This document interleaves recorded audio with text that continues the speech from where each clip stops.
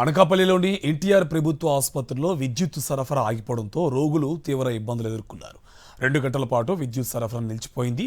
ఆసుపత్రిలోని generator కూడా పనిచేయక సంబంధిత సిబ్బంది కూడా అందుబాటులో లేకపోవడంతో రోగులకు ఇబ్బందులు తప్పలేదు. ఐసీయూలోని రోగులు కరెంటు లేకపోవడంతో నరకం అనుభవించారు. ఆసుపత్రి అధికారులు, సిబ్బంది నిర్లక్ష్య వైఖరిపై రోగులు, వారి బంధువులు తీవ్ర స్థాయిలో మండిపడ్డారు.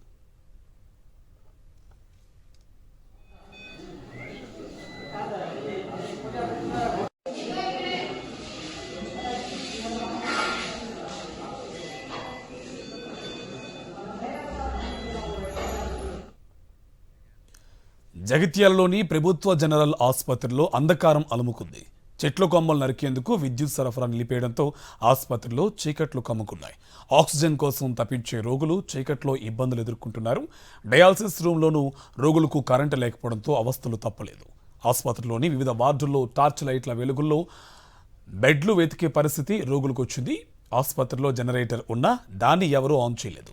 దీంతో ఆసుపత్రి నిర్వహణలో అధికారులు, సిబ్బంది నిర్లక్ష్యంపై రోగులు, వారి బంధువులు ఆగ్రహం వ్యక్తం చేశారు.